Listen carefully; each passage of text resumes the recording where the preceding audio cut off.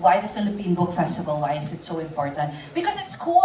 We're gonna have more than 160 exhibitors, hundreds of programming for everyone, for Lolo and Lola, yung magka-date, for our children, for our families, and it will be a real treat for everyone.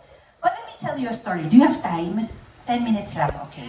Alright, I'll tell you a story. About 2021, something happened, okay. I joined the NBDB, and so did my chair, okay. And we started forging this relationship with the Department of Education. As you know, or maybe you don't know, we are under the Department of Education, okay?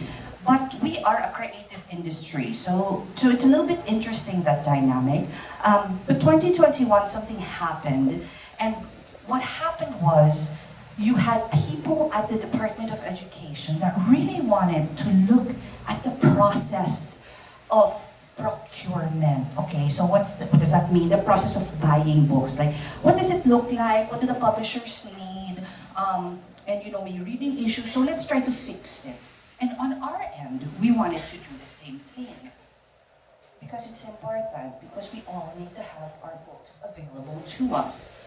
So we checked out, so because I'm a Colette, I checked this DO, okay, Department Order 35 series of 2019. Tama ba? 2019? Parang 2016.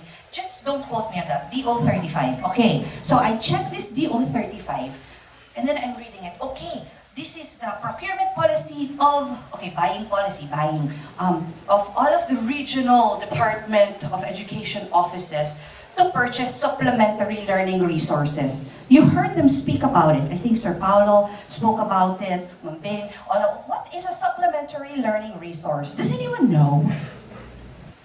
Okay, go read your debit order. Okay, so just kidding. If you don't know, supplementary learning resources are just books that you read for fun, right? But it's in a technical term. It's books that you read for fun.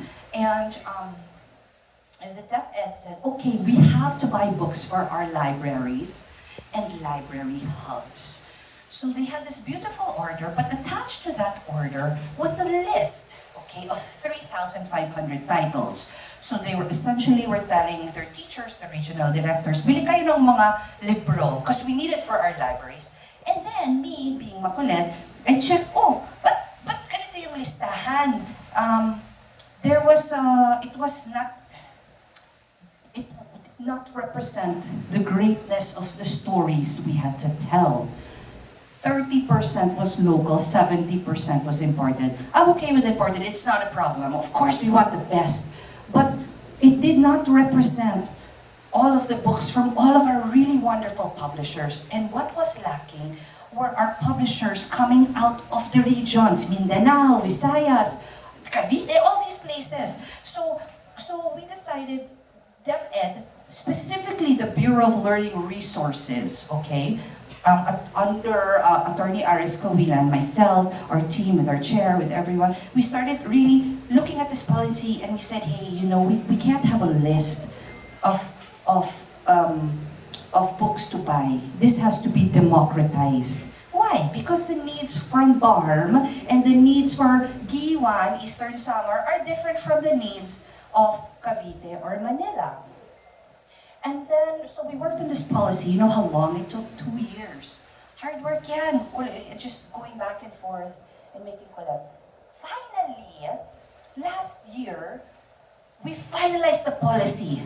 I forgot the whatever number of the policy, DO25 or something. I'll give it to you later if you need to know. So this policy stated na, okay, we're ready. We're going to buy supplementary learning resources. There won't be a list, okay?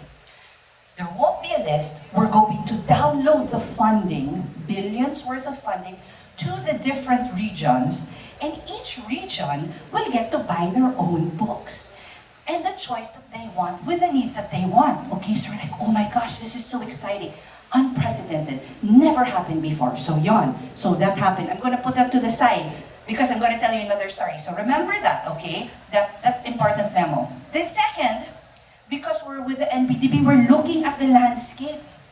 And then we decided to do a survey. Bago lang, it just came out a few weeks ago. But of course, I already knew because we got it early on, the info. We did a survey. So we asked People like you and me. When was the last time, no, in the last year, did you read a book? That was the question. Have you read a book in the last year? What was the answer? Okay, 2,400 adults. Weighted. And 42% of adults said that they read a book. How about the 48? How about the 48% of adults? So they didn't read a book in the last year. Not to say that they're not reading, book lang. Secondly, the children, we asked children, 2,400 children, north to south, and we asked the children, hey, did you read a book in the last year? 46% said that they did, but the rest didn't. Okay, so that's another issue. Keep that in mind, 2 issues. Thirdly, we scoped. We're looking at the libraries, okay? And who goes to the library? And do you go to the library? When was the last time you went to the library? And do you know where your library is? People, come on, answer me, okay lang. Do you know where your library is? Okay, so most people, what would they answer kaya? Do they know where their library is? Okay, alright. And if they do, there are other choices that we have to compete with. What? What are our other choices? Scrolling. Yeah, that's the other choice. We like to scroll.